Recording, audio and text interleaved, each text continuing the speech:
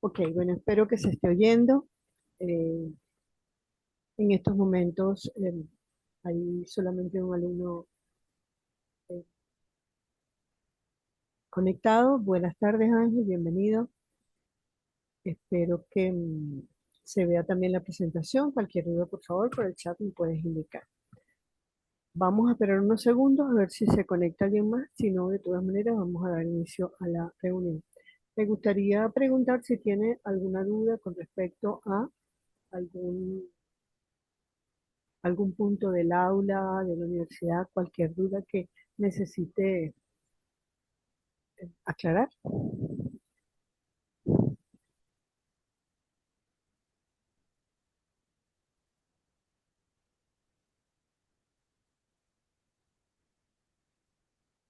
Ok, bueno, en vista de que no tengo, voy a comenzar a hablar sobre el encuentro y si no se oye o si hay alguna duda, por favor, les agradezco que por el chat. Ok, mi nombre es María Dolores Rodríguez, soy su facilitadora para Matemática 4 en este trimestre 2025-1. El contenido de la unidad, bueno, ustedes, la mayoría de los que están acá, eh, creo que son ya alumnos regulares de la universidad. Si alguno es nuevo por el traslado o algún tipo de eh,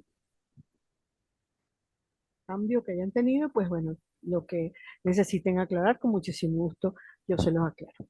Ok, Matemática 4 es nuestra materia que a ver, vamos a hacer un repaso rápido del aula. Recuerden que cuando entramos en nuestra aula virtual de Matemática 4 tenemos nuestros cuatro botones acá, que es el foro de anuncios, donde ya pueden comenzar a ver, deben haberlo visto ya, la bienvenida, el plan de evaluación, el listado de los alumnos inscritos y el cronograma de los encuentros síncronos. También tenemos el foro de dudas, que es importante, por ahí pueden plantear las dudas que tengan, algún ejercicio que estén haciendo o de algo sobre un tema. En el foro de dudas tenemos acá las herramientas avanzadas que nos ayudan a plantear mejor nuestras consultas. Luego tenemos el sinóptico de la materia, que es donde vamos a tener las unidades de competencia y los núcleos temáticos, y al igual que las unidades de crédito, las relaciones, si necesitan revisarlas. Ok, en este trimestre, como es costumbre, vamos a realizar 4 actividades evaluativas. Cada una de ellas corresponderá a un 25% del total de la evaluación perdón. Tendremos 4 actividades síncronas, es decir, 4 encuentros síncronos. Este es nuestro primer encuentro. Y tendremos la actividad remedial, que ya sabemos que para poderla realizar tienen que haber participado en las 4 actividades sumativas y haber obtenido un promedio superior a 80 sobre 20 o 38 sobre 100. Bueno, y no haber aprobado la materia. Si aprobaron la materia, no necesitan hacer la actividad remedial. Es importante que recuerden, les agradecería que respondan la consulta relativa al plan de evaluación, que revisen el plan de evaluación y respondan la consulta. La consulta la podemos ver eh, acá. Estoy cambiando para la página del aula. Si no lo ven, me avisan, por favor. Acá tenemos la consulta. La consulta para poder dar respuesta a la consulta es importante. Solamente van a tener que poner que sí, apruebe el plan, o si tienen alguna sugerencia que hacer, pues le dicen, no, tengo una sugerencia y me pueden enviar la sugerencia al próxima, próximo método. Ok. Les recomiendo, si no lo han hecho hasta ahora, que descarguen y lean el Reglamento General de Evaluación Estudiantil, pregrado y posgrado. Bueno, aquí tenemos el plan de oración, recuerden, tenemos la fecha de las videoconferencias con sus horas, la fecha de cada una de las actividades sumativas, etcétera, etcétera. Ya la mayoría de ustedes conocen todo eso, así que lo paso bastante rápido para evitar problemas. Recuerden que en cada actividad evaluativa sumativa vamos a tener las instrucciones de la actividad. Es bueno que las lean para que no tengamos problemas después cuando estemos viendo la retroinformación de las actividades, que faltó esto, faltó aquello. Los criterios de evaluación también los tenemos allá, y la fecha de entrega, la fecha de inicio, la fecha de entrega, que bueno, también la tenemos en los cintillos de cada una de las actividades sumativas.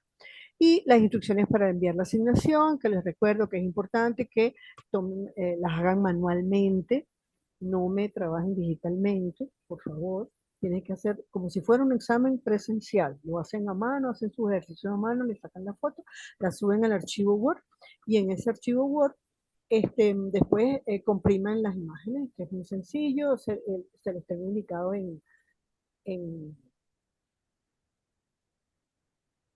las instrucciones para enviar la asignación, indico cómo hacer. Ok, continúo entonces. Vamos a, ¿alguna duda, Ángel? ¿Algo que te interese preguntar? Ok, nuestra primera unidad trata de las variables complejas. Las variables complejas, bueno, son aquellas en las que vamos a utilizar los números complejos. Se supone que nosotros ya hemos aprendido los números complejos anteriormente en el bachillerato, pero vamos a dar un repaso y agregar algunas cositas más. Vamos a la página del aula a ver el contenido del aula de las variables complejas. ¿Ok?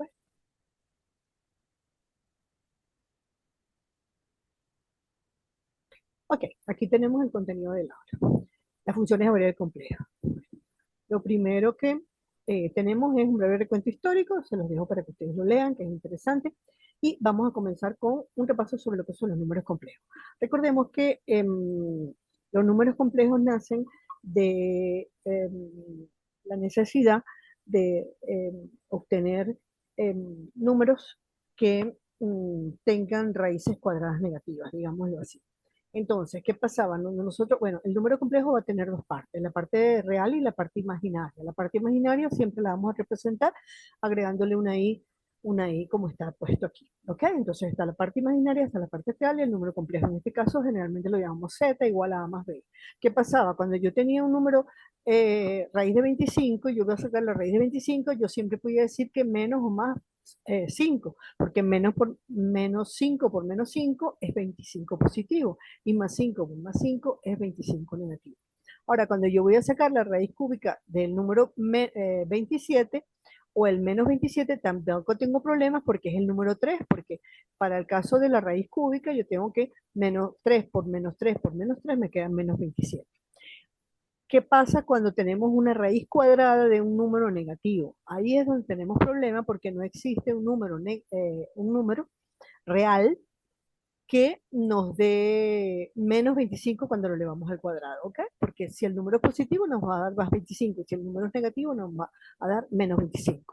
Tenemos algunas ecuaciones que hemos visto que cuando nosotros las resolvemos nos va a quedar la raíz, estamos hallando la x y obtenemos la raíz de menos 16, por ejemplo. Entonces, en este caso, dentro del campo de los números reales, nosotros no vamos a poder encontrar una solución para ese valor de la x. Me disculpan que he estado un poco engripada y tengo la voz un poco mal. Entonces, a raíz de esto es cuando se los matemáticos crean amplían el campo de los números a los números complejos. Entonces, ¿cómo se representa un número complejo? Un número complejo se va a representar en el eje Y, vamos a tener la parte imaginaria y en el eje X vamos a tener la parte real. Es decir, un número complejo es un número que está representado por un par de valores. A más BI, yo los puedo escribir como A más BI o los puedo escribir como un par A, B. ¿Ok? Eso sería la forma de representar el número complejo.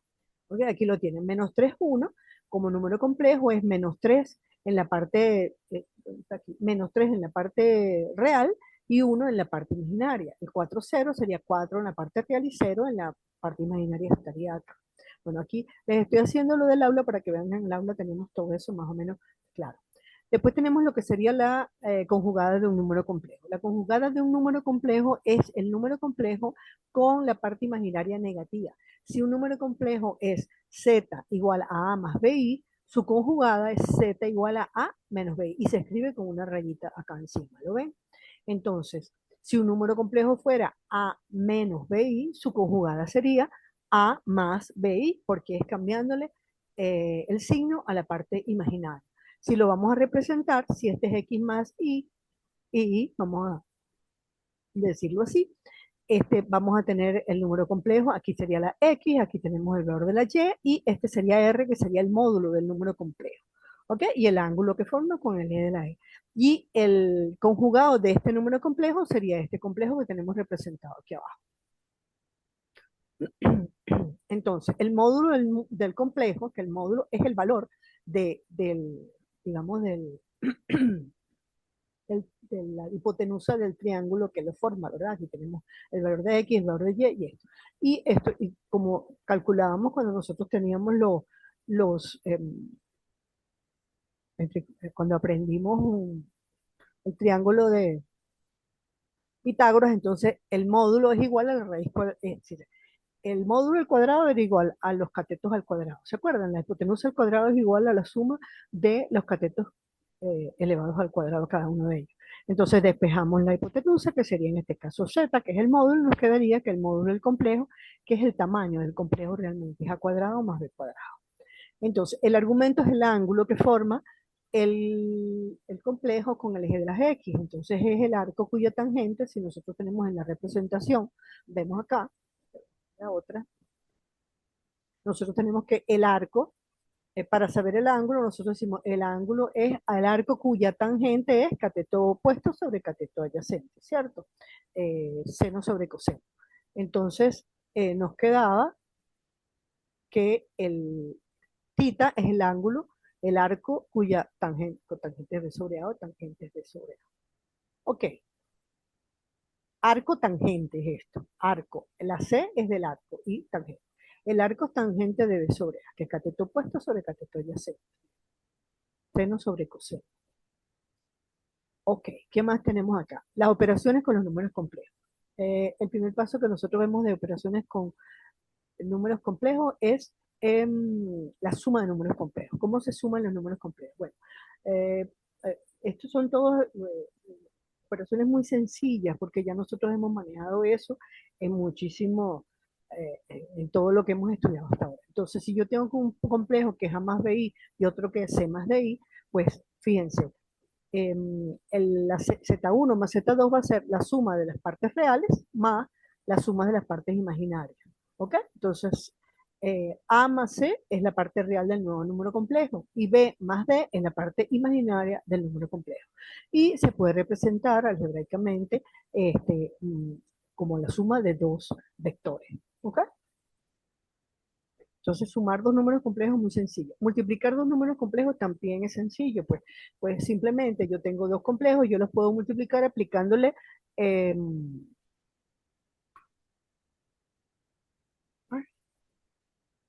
multiplicando término a término, pues aplicándole la distributiva, la propiedad distributiva. Me disculpen que con la garganta así me enredo. Entonces, aplicamos la distributiva o nos aprendemos la formulita después de aplicar la distributiva.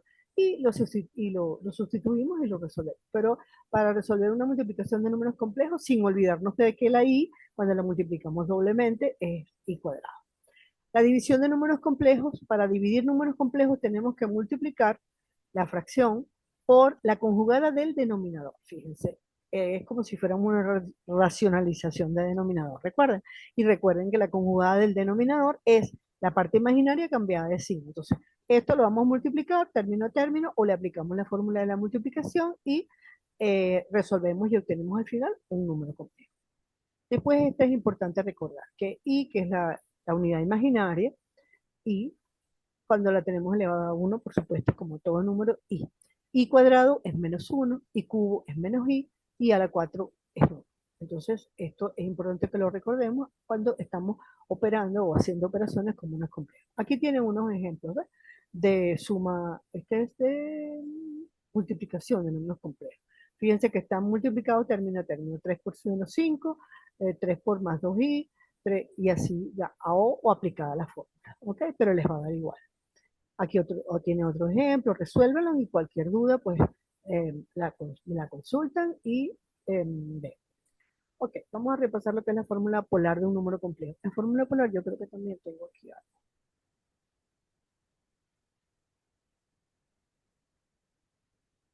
Está un poquito más grande, se ve un poquito mejor. Fíjense, ¿qué es la fórmula polar? La forma polar de un número complejo es cuando lo trabajamos en forma trigonométrica también. Entonces, es representar el complejo, como lo teníamos, y expresarlo en forma trigonométrica. Sabemos que si esto es un triángulo rectángulo, el seno del ángulo, que es θ, va a ser igual a cateto opuesto, que es y, la coordenada y, sobre la hipotenusa, que es el módulo del complejo, que es R. Y el coseno es el cateto adyacente sobre la hipotenusa.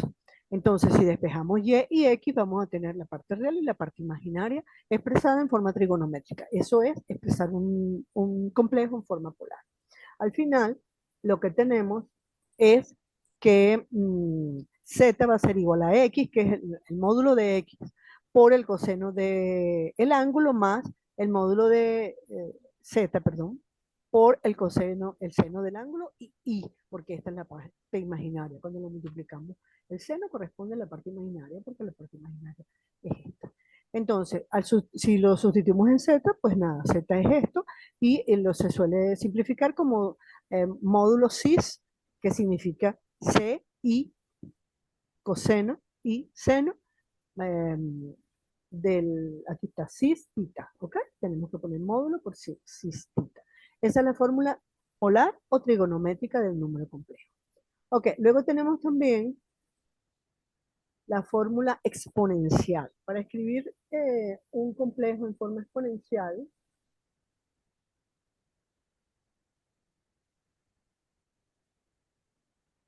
para expresar un complejo de forma exponencial, fíjense, es así, z es igual a e elevado a i tita. Es importante que vean que dice que el exponente es un ángulo que tiene que estar expresado en radianes. Si ustedes calcularon su ángulo y les dio 120 grados, y ustedes colocan e elevado a 120 grados y está errado, porque tienen que llevar ese ángulo a radianes. De resto, viene siendo más o menos lo mismo. Aquí tienen, ve, aquí está expresado, tienen que eh, llevar el ángulo a radianes y expresarlo en función de la variable e. ¿Ok? De la constante e, perdón. Entonces, aquí tienen unos ejercicios, los pueden resolver, practicar, y con eso, pues nada, creo que no habría problema. Ok, esto, ok, después tenemos las otras funciones.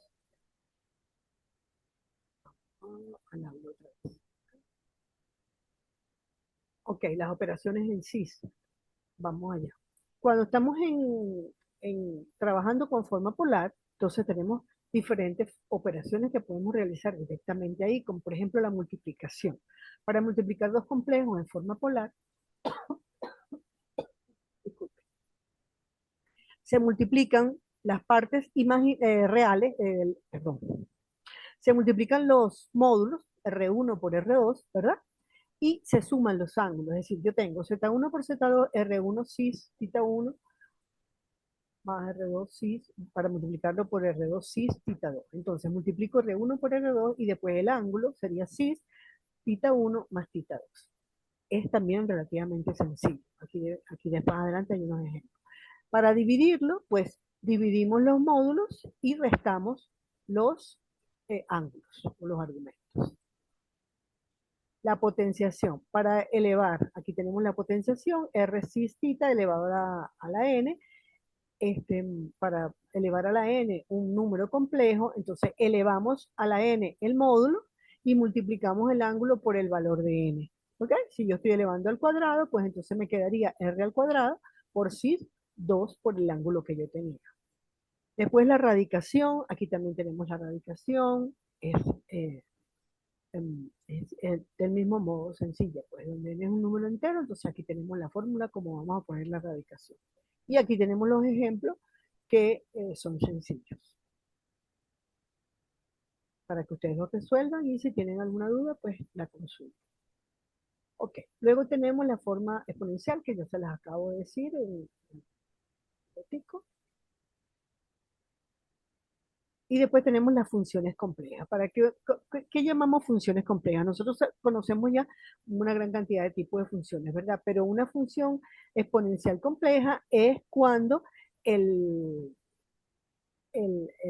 tenemos representado, la e, por ejemplo, está elevada a un número complejo, no simplemente e elevado a 5 o e elevado a 5x, a una función real, no, está elevada a una función compleja. En una función logarítmica, pues igualmente, el logaritmo en vez de ser el logaritmo de x, vamos a tener el logaritmo de una función compleja. Y así sucesivamente. La función trigonométrica también va a ser una función en función de la variable compleja. Esas son las diferencias luego la hiperbólica, la conjugada y las aritméticas. Pero bueno, estas son las que vamos más a estudiar más. Bueno, como pueden ver, el tema que nos toca en, en las variables complejas no es complicado. Es simplemente recordar un poco lo que hemos aprendido de los complejos y de los números complejos anteriormente y aplicárselo también a las nuevas funciones, a las funciones conocidas, pues, utilizarlo en las funciones con variables complejas. ¿Alguna pregunta?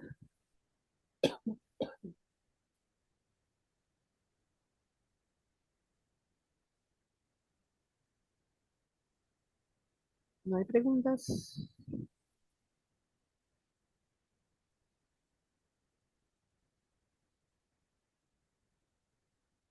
Ok, entonces, si no hay preguntas, bueno, una de las funciones importantes de estos encuentros síncronos es que podamos compartir ideas, pues, que no sea solo yo eh, dando explicaciones, sino que ustedes puedan plantear sus dudas y yo aclarárselas o compartir ideas. Eh, como no tenemos ya preguntas y bueno, ya les he dado un repaso general básico de lo que es la unidad número uno, que son las variables complejas, entonces vamos a dar por terminada el encuentro síncrono. Cualquier duda, cualquier pregunta que tengan por el foro de dudas o por el correo del aula y eh, si voy a esperar un momentito a ver si hay alguna duda, me la pueden escribir por el chat.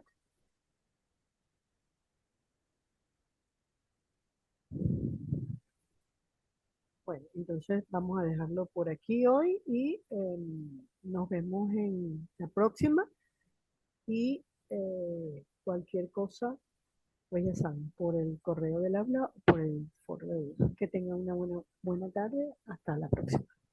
Hoy finalizo la reunión.